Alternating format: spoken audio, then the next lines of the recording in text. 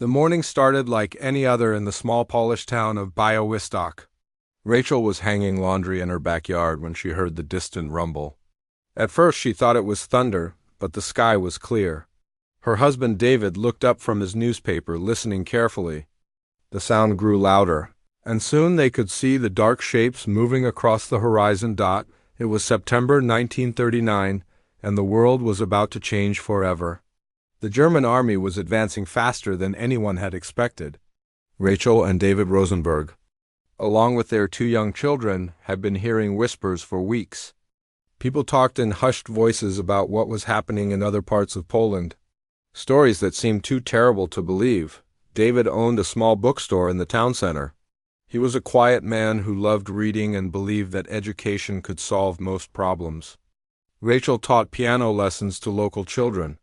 They lived a simple but happy life, never imagining that their peaceful existence would soon be shattered. When the first explosions echoed through their town, David knew they had to leave.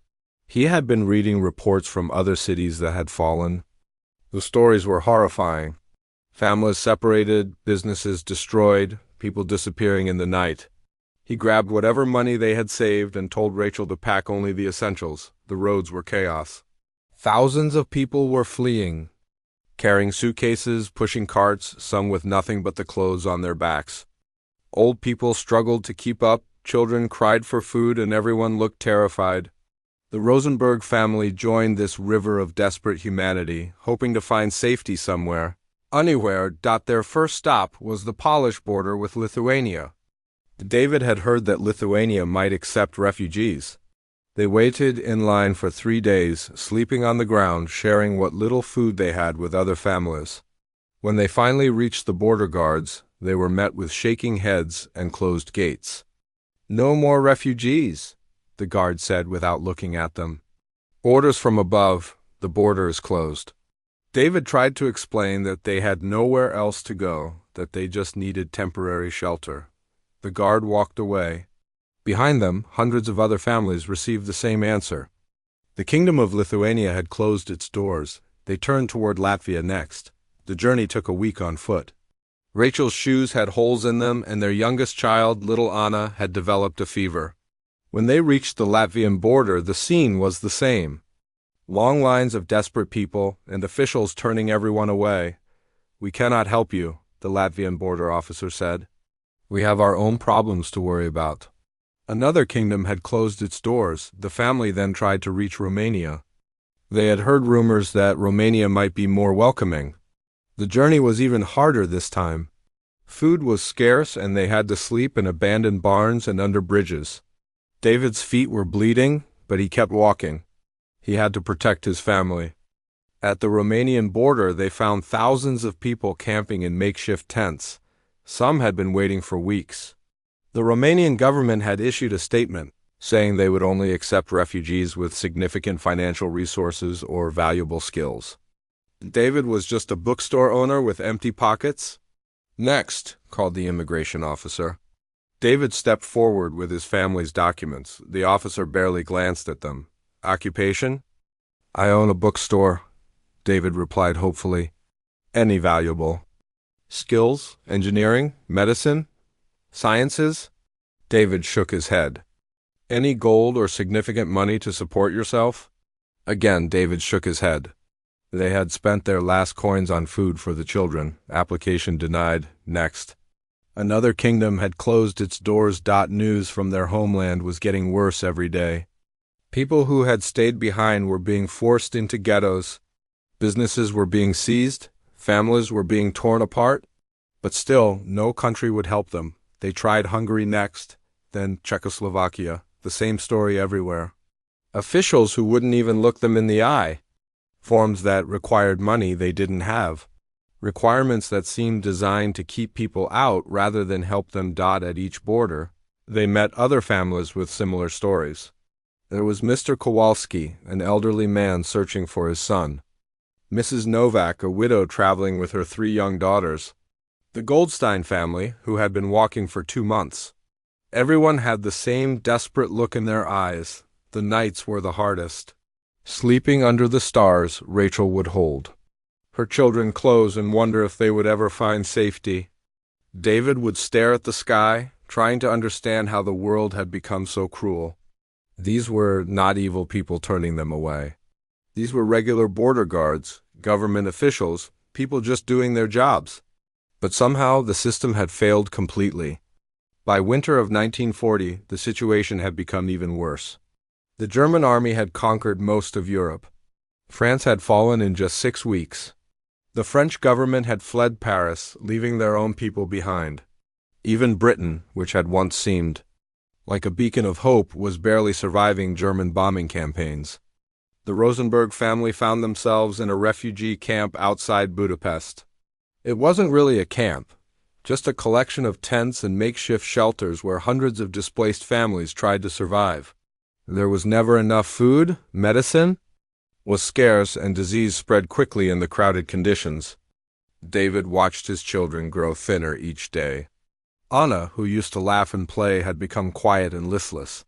Their older son Benjamin spent most of his time staring at nothing, as if he had seen too much for a 10-year-old boy. One evening, while waiting in line for their daily ration of bread and soup, David overheard 2 Hungarian officials talking.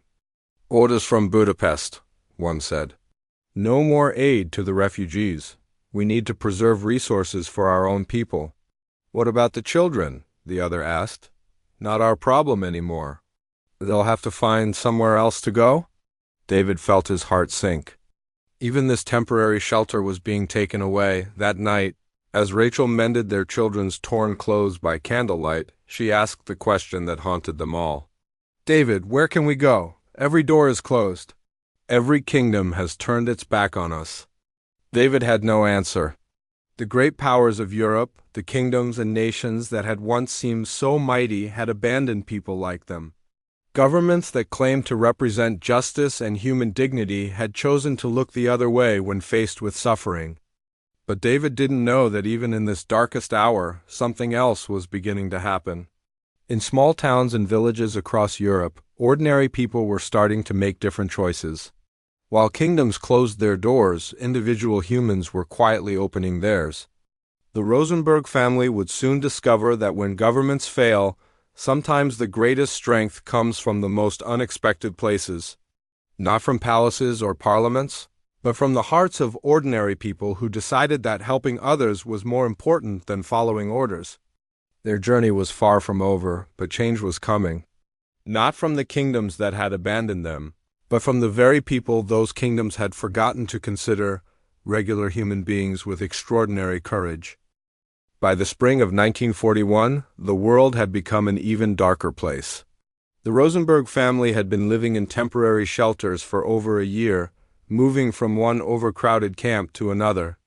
David's bookstore felt like a distant memory, and Rachel couldn't remember the last time she had played piano.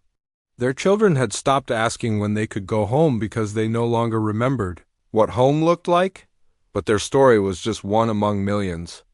Across Europe, people were discovering that things could always get worse. In France, Marie W. stood in front of her empty classroom, staring at the rows of desks that would never be filled again. She had been teaching at the same school in Lyon for 15 years. She knew every crack in the walls, every squeaky floorboard, every way the morning light fell through the windows. Now half her students were gone. Marie was 32 years old, unmarried, and had dedicated her life to education. She believed that teaching children was the most important job in the world. But what was the point of teaching when the world itself seemed to be falling apart? The new government rules were posted on every street corner. Children from certain families were no longer allowed in schools. Books by certain authors had to be removed from libraries. Teachers had to report any suspicious behavior from students or their families. Marie read these notices with growing horror, but like everyone else, she felt completely powerless to do anything about them. The French government, which had once promised to protect its citizens, was now actively helping the occupying forces. Officials who had sworn to serve the people were instead serving their new masters. Police officers who used to help lost children find their parents were now separating families forever. Marie watched her neighbors change too. Mrs. LeBlanc, who used to bring fresh bread to elderly residents, now crossed the street to avoid certain people. The pharmacist who had always given free medicine to poor families now asked too many questions before helping anyone. Fear had crept into everyone's hearts, making them suspicious of their own shadows. One morning, Marie received a visit from two officials. They wore neat suits and spoke politely, but their message was clear. Her school would be used for new purposes. She would be given a list of approved students and approved textbooks. Everything else was forbidden. You understand. Mr. Bouya, one of them said, these are not suggestions.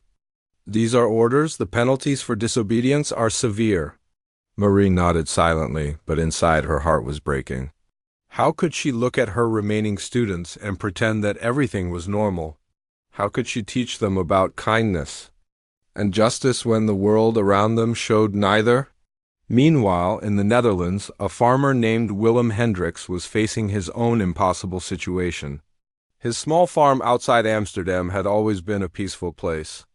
He grew vegetables, raised a few chickens, and lived a simple life with his wife Gertruida and their teenage son Peter. When the occupation began, Willem tried to ignore it. Politics had never interested him.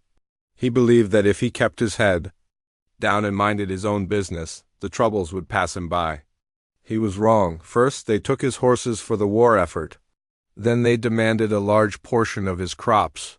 When he couldn't meet their quotas, they threatened to take his land. But the worst part was watching what happened to his neighbors. The Van der Berg family, who had lived next to Willem for 20 years, disappeared one night.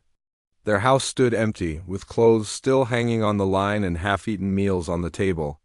Willem asked the local police what had happened, but they just shrugged and looked away. Better not to ask too many questions, one officer told him quietly. Willem's son Peter came home from town with stories that kept him awake at night. Friends from school were gone. Shops that had been open for generations were boarded up. People walked quickly through the streets, avoiding eye contact with strangers.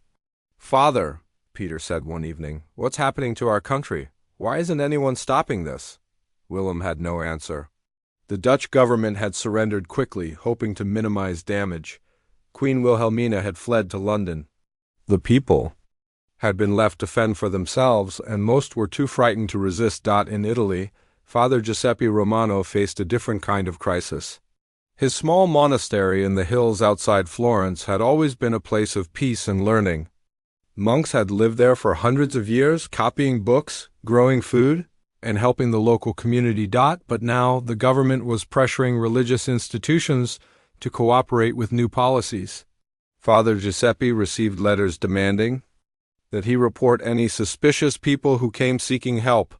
The monastery was supposed to turn away anyone who didn't have proper documentation. This went against everything Father Giuseppe believed in. His faith taught him to help anyone in need, regardless of who they were or where they came from. But defying the authorities could mean the closure of the monastery and imprisonment for all the monks. One rainy evening, a family appeared at the monastery gates. They were exhausted, hungry, and desperate. The father carried a sick child, and the mother was barely able to walk. They had no papers, no money, and nowhere else to go. Father Giuseppe knew he was supposed to turn them away. The safe thing, the legal thing, would be to send them back into the night. But as he looked at the sick child, he couldn't bring himself to do it. He let them in, gave them food and shelter, and nursed the child back to health. But every day they stayed, he worried that someone would discover them. The consequences could be terrible, not just for him, but for all the monks who depended on the monastery, back in the refugee camps. The Rosenberg family was learning that even temporary safety was an illusion. The Hungarian government, under increasing pressure, announced that all refugee camps would be closed within 3 months. Families would have to find somewhere else to go, but there was nowhere left to go. David watched other fathers pace the camp at night, their faces drawn with worry. Some families had been separated during the various relocations. Children had been lost in the confusion. Elderly people had died from illness and malnutrition. The lucky ones, if you could call them that, had at least managed to stay together. Rachel tried to maintain some normalcy for their children. She taught them lessons using sticks to write in the dirt.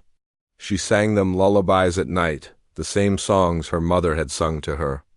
But she could see the fear in their eyes, and she knew they understood more than children should have to understand. The hardest part was the silence from the outside world. No government spoke up for the refugees. No international organization offered help. Even religious leaders seemed to have forgotten their teachings about caring for strangers and helping the helpless. People in comfortable homes, in neutral countries, read about the refugee crisis in their newspapers, shook their heads sadly, and then turned to the sports pages. The suffering was happening to someone else, somewhere else, so it was easy to ignore. David often thought about the leaders who had promised to protect people like him. Where were they now? The presidents and prime ministers, the generals and governors, the people who had sworn to defend justice and human rights? They were safe in their offices and mansions, making speeches about necessity and difficult times, while ordinary families like his struggled to survive another day. But what David didn't know was that not everyone had given up. While the powerful had abandoned their responsibilities, some ordinary people were beginning to make extraordinary choices. Teachers like Marie, farmers like Willem, and priests like Father Giuseppe were starting to realize that when institutions fail, individuals must act. The darkest hour was about to give way to something remarkable. Not a rescue by governments or armies, but something much more powerful, the decision by regular people to risk everything for strangers they had never met. The change didn't happen overnight. It started with small moments that seemed insignificant at the time, but would later prove to be the turning point in countless lives. Marie Dubois stood in her empty classroom one Tuesday morning, holding the list of banned books. She was supposed to remove them from the school library and turn them over to the authorities. As she walked through the quiet hallways, she passed the storage room beneath the school, a small basement space that hadn't been used in years. Something inside her rebelled. Instead of taking the books to be destroyed, she carried them down to the basement. It was a small act of defiance, but it felt like the first real choice she had made in months. As she arranged the books on makeshift shelves in the dusty room, she didn't know that this space would soon become much more important than a hiding place for forbidden literature. The next week, Marie encountered something that changed everything. She was walking home from school when she heard crying from an alley. Hidden behind some garbage bins, she found two children, a boy about 8 years old and his younger sister. They were dirty, hungry, and terrified. "Where are your parents?" Marie asked gently, kneeling down to their level. The boy, whose name was Jacques, could barely speak through his tears. His parents had been taken away 3 days ago. He had grabbed his sister and run, but they had nowhere to go. No relatives, no family friends who dared to help, no safe place in the entire city. Marie looked around nervously. She knew she should report this to the authorities. That was the law. That was what good citizens were supposed to do. But as she looked at these frightened children, she couldn't bring herself to follow the rules. "Come with me," she said quietly. That night, Marie led Jacques and his sister through the back entrance of her school. She took them down to the basement where she had hidden the books. The space was small and cramped, but it was warm and safe. She brought them blankets, food, and promised to return the next day. For the first time in months, Marie felt like herself again. She was no longer just following orders or living in fear. She was making a choice to help two innocent children, and it felt like the most important thing she had ever done. Meanwhile, in the Netherlands, Willem Hendricks was facing his own moment of decision.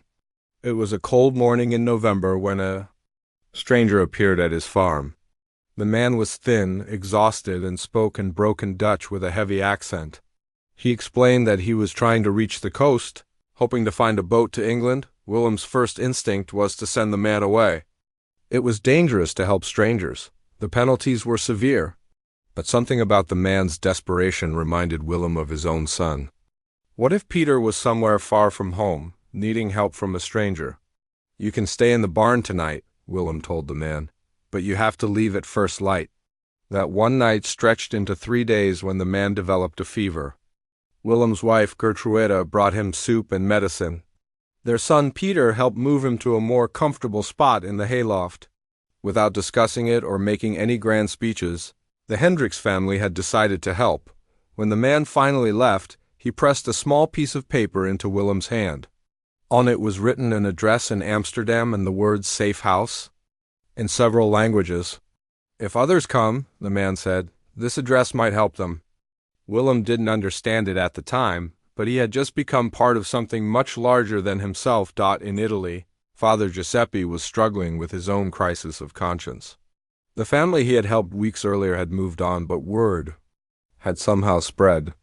More people began appearing at the monastery gates: refugees, escaped prisoners, families separated by war. Each time, Father Giuseppe faced the same terrible choice: follow the law or follow his faith. The breaking point came when a young woman arrived carrying a baby. She had been traveling for weeks, sleeping in forests and abandoned buildings. The child was sick and needed immediate care. The woman collapsed at the monastery gates. Begging for help, Father Giuseppe looked at this mother and child, and suddenly all his fears and doubts disappeared. This wasn't about politics or governments, or following rules. This was about basic human compassion. He carried the woman inside, called for the monastery's doctor, and prepared a room for them to recover. That night he gathered the other monks for a meeting. He told them about his decision and what it might mean for all of them. "We took vows to serve God and help those in need," he said. "If that puts us in danger, then so be it. But I won't turn away from people who have nowhere else to go." To his surprise, every monk agreed. They would help whoever came to them, regardless of the consequences. Back in the refugee camps, the Rosenberg family's situation was becoming desperate. The camp was scheduled to close in just 2 weeks, and they still had nowhere to go. David had exhausted every legal option, every official channel, every proper procedure. The family faced the terrifying prospect of being forced back into occupied territory. It was then that something unexpected happened. A young camp worker named Henry, who had been quietly watching the family's struggle, approached David one evening. "I might know someone who can help," Henry said quietly, looking around to make sure no one was listening. "But it's not official. It's not legal, and it's very dangerous." David didn't hesitate. "Tell me what I need to do." Henry explained that there were people, ordinary citizens, not government officials or aid organizations, who were secretly helping refugee families escape to safer places. Teachers, farmers, priests, shopkeepers, people with no special training or resources, just the willingness to help. "There's a woman in Lyon who has been hiding children in her school," Henry said. "A farmer in Holland who guides people toward the coast. A monastery in Italy that provides shelter. They're not working together officially, but word is spreading. People are helping people." David felt something he hadn't experienced in over a year: hope. Not hope in governments or institutions, but hope in ordinary human beings who had decided to do the right thing regardless of the cost. The next morning, David told Rachel about the conversation. They knew the risks. If they were caught, the consequences could be severe. But staying in the camp meant certain doom, and going through official channels had led nowhere. "At least these people are trying to help," Rachel said. "That's more than any government has done for us." They decided to trust Henry and the network of unknown helpers he had described. What none of these people, Marie, Willem, Father Giuseppe, Henry, or the Rosenberg family, realized was that their individual acts of courage were part of something remarkable happening across Europe. While kingdoms and governments had abandoned their responsibilities, ordinary people were stepping forward to fill the void. They weren't soldiers or heroes in the traditional sense. They were teachers and farmers, priests and camp workers, mothers and fathers who had simply decided that helping others was more important than protecting themselves. They had no training in resistance work, no weapons, no official support. All they had was the conviction that when institutions fail, individuals must act. Marie continued to expand the basement shelter, now hiding 6 children. Willem's farm became a regular stop for people fleeing toward the coast. Father Giuseppe's monastery developed a reputation as a place where anyone could find sanctuary. Henry began connecting desperate families with the growing network of helpers. None of them knew how big this movement would become, or how many lives would be saved by their simple decision to open their doors when every kingdom had closed theirs. They only knew that in a world gone mad, they had chosen to remain human. The unlikely heroes had emerged, and their quiet revolution was just beginning.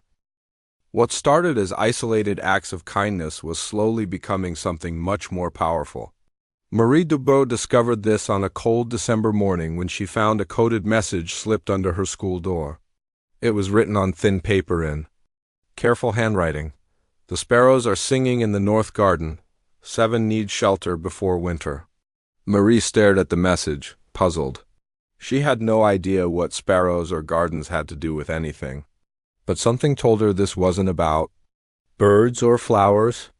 She carefully tucked the paper into her coat pocket and went about her daily routine, teaching her remaining students while secretly caring for the 6 children hidden in the basement. That evening, as she was bringing dinner to the hidden children, she heard a soft knock at the back door of the school.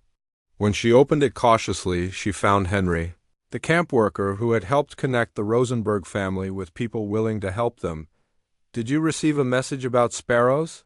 He asked quietly. Marie nodded, still confused. Henry smiled. "The sparrows are children. 7 children need a safe place to stay.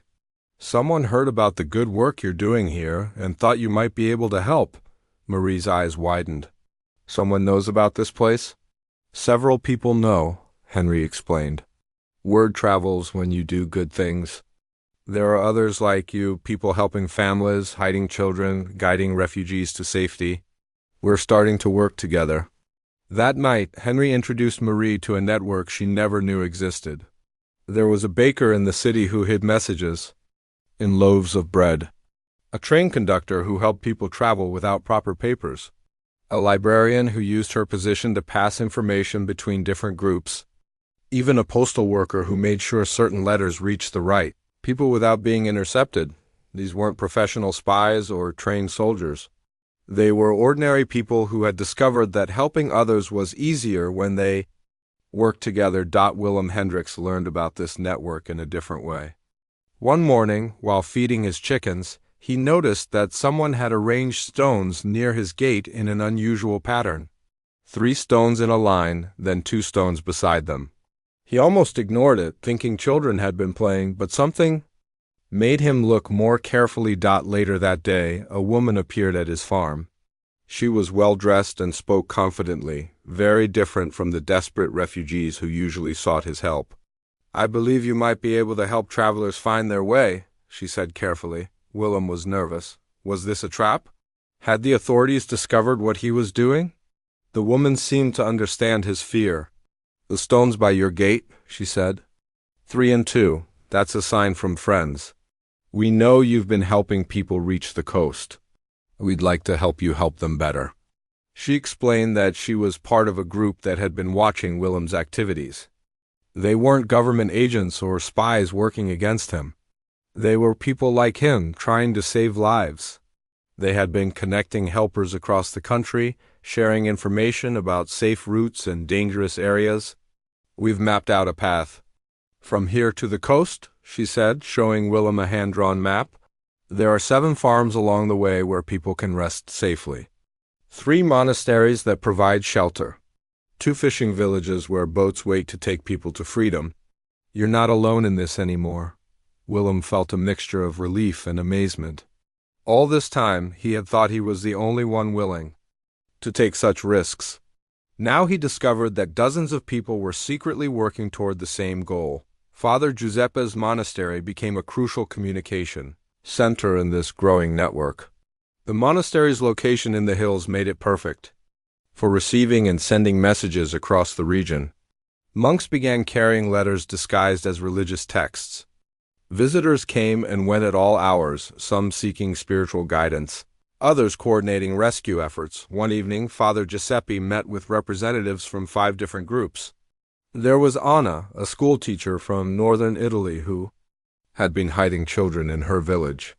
Bruno, a fisherman who had been using his boat to transport refugees across dangerous waters. Carla, a seamstress who made false identity papers in her workshop. Diego, a train mechanic who knew how to hide people in cargo cars. And Elena, a doctor who treated injured refugees without asking questions. They had all been working separately, but now they realized they could accomplish much more together. "We need better communication," Anna said. "Sometimes I have children who need to move to safer places, but I don't know where to send them," Bruno nodded. "And I have space on my boat, but I don't always know when people need transportation." Father Giuseppe proposed using the monastery as a coordination center. Messages could be delivered there, and he could help connect people who needed help with people who could provide it. They also developed a simple code system. Different arrangements of objects, stones, flowers, pieces of cloth, would convey different messages. A red cloth on a windowsill meant it was safe to approach. 3 stones in a triangle meant danger, stay away. A white flower by a door meant food and shelter were available. Meanwhile, the Rosenberg family was experiencing this network firsthand. Henry had connected them with a guide who led them out of the refugee camp at night. They traveled for 3 days, moving mostly after dark, sleeping in hidden shelters during the day. Their first stop was a farmhouse, where a family provided them with warm meals and clean clothes. The next night, they stayed in the basement of a small church where the priest had created a comfortable hiding place. On the 3rd day, they reached a town where a baker hid them in his shop's storage room. Each person who helped them knew only about the next step in their journey. This way, if anyone was caught, they couldn't reveal information about the entire network. David was amazed by the careful planning and organization. "It's like an underground kingdom," he told Rachel as they rested in yet another safe house. "These people have created their own system to help us when the real governments wouldn't." Rachel was equally impressed by the kindness they encountered. Every helper refused payment, even though the Rosenberg family offered what little money they had left. "We don't do this for money," one woman told them. "We do it because it's right." The network continued to grow throughout 1942. Marie's school basement expanded to accommodate more children. Willem's farm became a major way station on the escape route to the coast. Father Giuseppe's monastery developed connections with similar networks in other countries. They communicated through coded messages in newspapers, letters disguised as family correspondence, and signals passed between trusted individuals. A hat worn at a certain angle could indicate that a safe house was available. A specific arrangement of items in a shop window meant that documents were ready for pickup. The most remarkable thing about this underground kingdom was how ordinary people had created something more effective than official government programs. They had no budget, no official authority, no legal protection.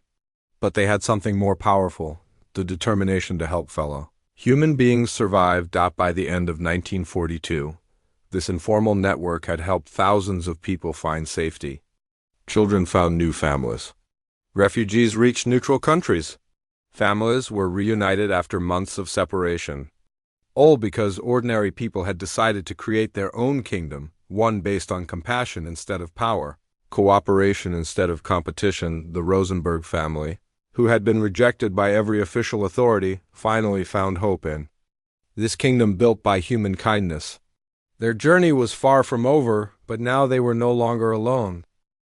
The war finally ended in May 1945, but for many people, the real healing was just beginning. As Allied forces moved across Europe, they discovered the full extent of what had happened during those dark years. They also discovered something remarkable that few had expected: evidence of an extraordinary network of ordinary people who had risked everything to save others. Marie Dubia stood in her school basement for the last time, looking at the space that had sheltered 43 children over 3 years. The walls were covered with drawings the children had made, pictures of families, homes they remembered, and dreams of better days ahead. Some children had stayed for just a few days before moving to safer places. Others had lived there for months, learning their lessons in whispered voices and playing games that made no sound. Now, with peace restored, the children were finally free to return to the world above. Some had been reunited with surviving family members.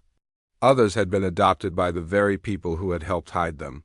A few had grown so close to Marie that she couldn't bear to let them go, and they had chosen to stay with her as their new family. On that final day, Marie received visitors she hadn't expected. Government officials arrived at her school, not to arrest her, as she had feared for so long, but to thank her. They brought with them files documenting her activities, records they had discovered showing how many lives she had saved. "According to our research," one official told her, "you personally helped save the lives of 43 children and at least 20 adults. Your school served as a crucial link in a network that rescued thousands of people."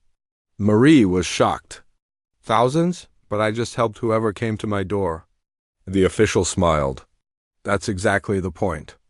You and people like you, working independently but with the same goal, created something more powerful than any government program could have been." They showed her maps displaying the full extent of the underground network. Lines connected cities across Europe, showing safe routes that had been maintained for years. Marie was amazed to see how her small part had connected to a vast web of kindness that stretched from Norway to Italy, from France to Poland. Willem Hendricks experienced a similar revelation on his farm. After the war, people began arriving at his door again, but this time they came to thank him rather than ask for help. Families he had sheltered brought him letters, photographs, and stories of the lives they had built in safety. One day, a well-dressed man in his 30s appeared at Willem's gate. Willem didn't recognize him at first, but then the man smiled and said, "You probably don't remember me. I passed through your farm in the winter of 1942. I was sick with fever, and you let me stay in your barn." Willem suddenly remembered.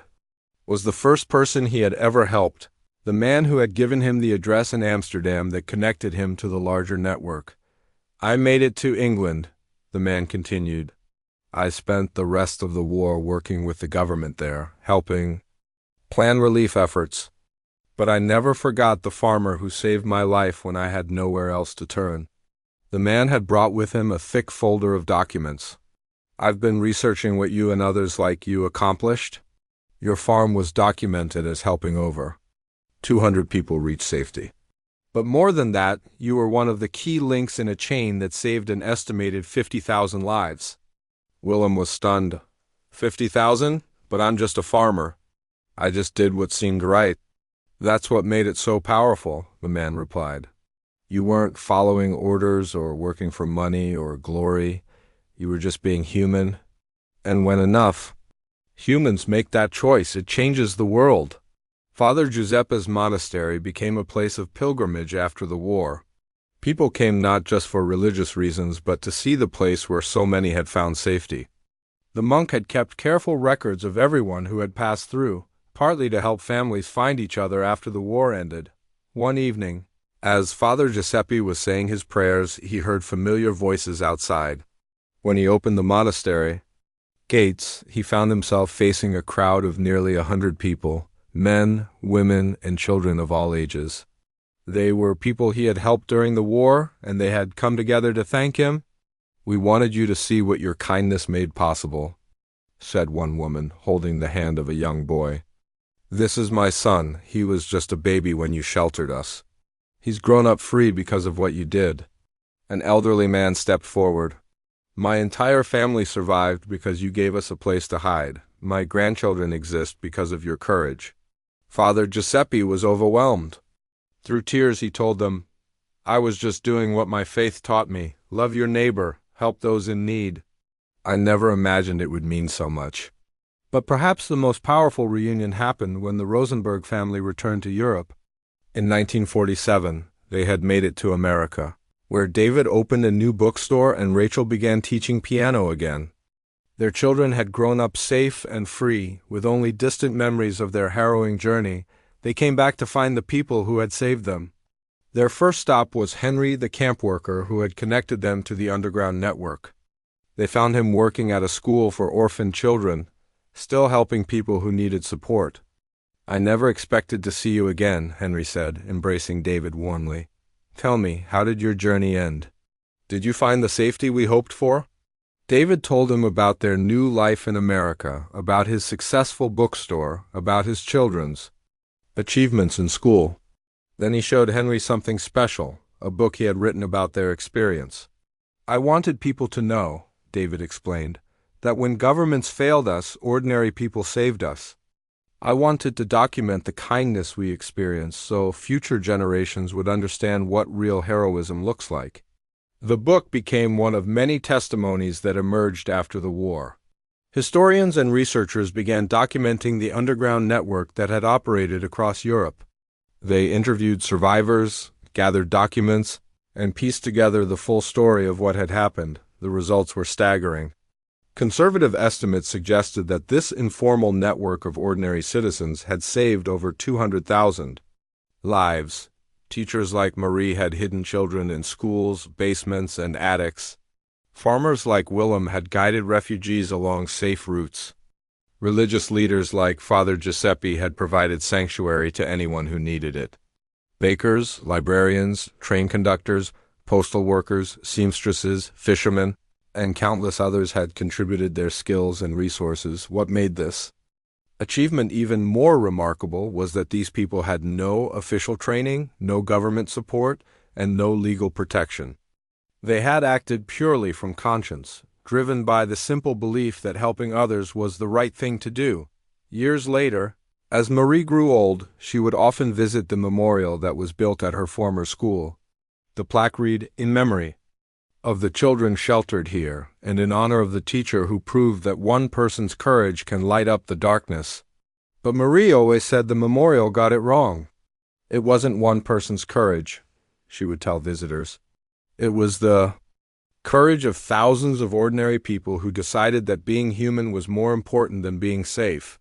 The legacy of that underground kingdom lived on in the children who survived, the families who were reunited, and the communities that learned what was possible when people chose compassion over fear.